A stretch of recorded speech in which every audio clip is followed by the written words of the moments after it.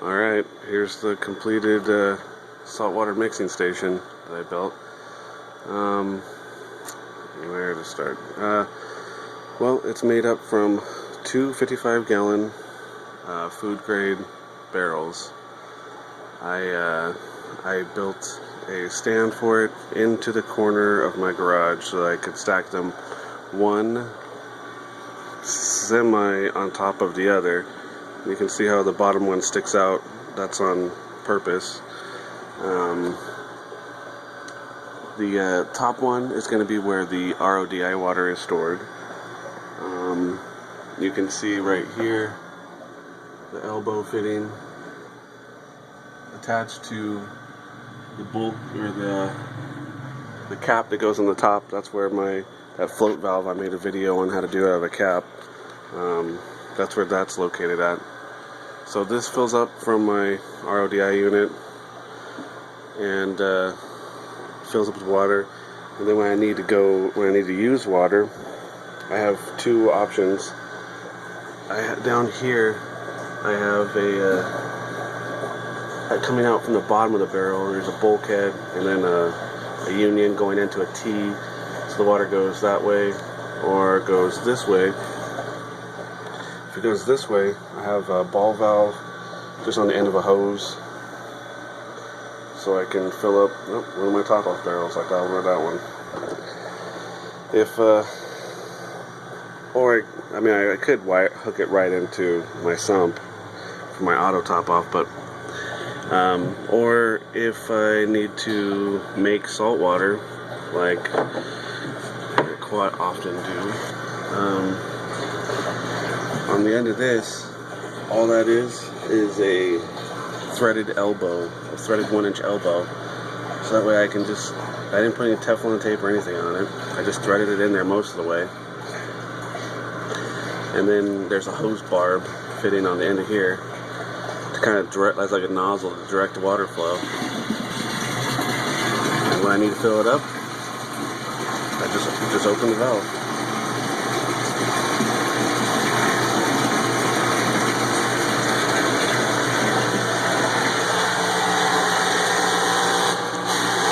And it'll fill up. When I've got enough water in here, all I have to do is rotate that back out of the way, screw my cap back on, keep it nice and. I'm not looking for airtight. I'm just looking for keep some of the dirt and bugs and whatever out.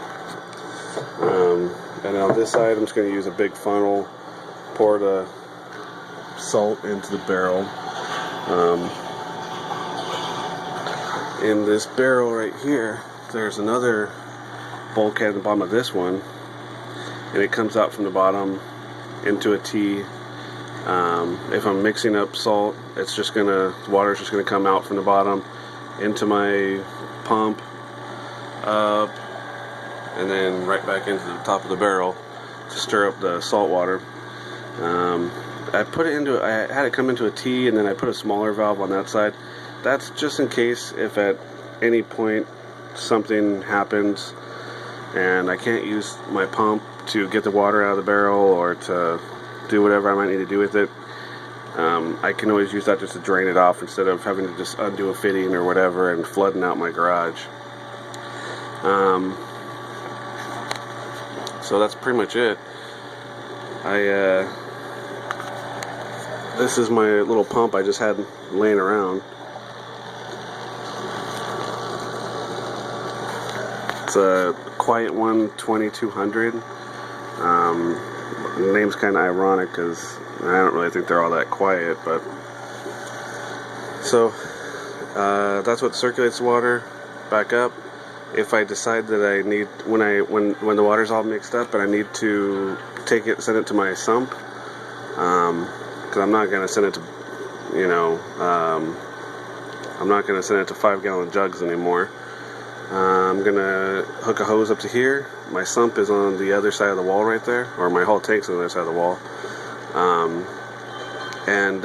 All I'm gonna do is just put the hose on here, run it right through the wall, and fill it up. And so this is my way of just making water changes a lot easier, because number one, having to do water changes is not the funnest part of doing all this in this hobby. But you can kind of tell for me, I like messing around with stuff, gadgeting and fixing stuff.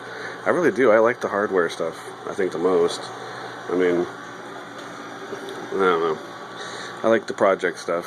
And then also the payoff is just enjoying looking at the tank. But this was, took me about 3 days, you know, just not straight, but 3 days of just working on it.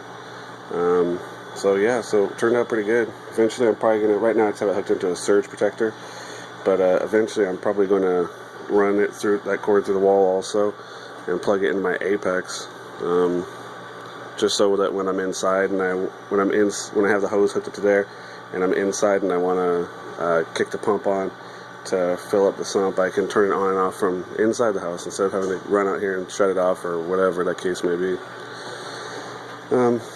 Here's going to be my next project. I don't know what the time frame on this one's going to be. I took the wood from the stand that my old RODI, my old saltwater station thing was sitting on, and I cut it up and I made it fit on my Nano Cube 24. That was my my very first tank, actually. Yeah, I still got it, and I don't know what I'm going to do with it.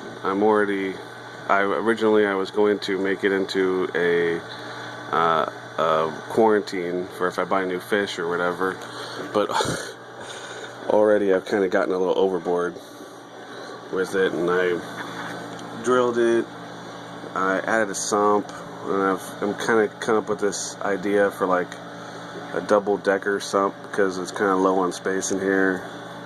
So right there will be like, this is something I used for a refugium on one tank ago. It was just a small little one. But anyway, that's probably what I'll wind up doing next. But if anyone's got any questions, feel free to ask. Thanks for watching.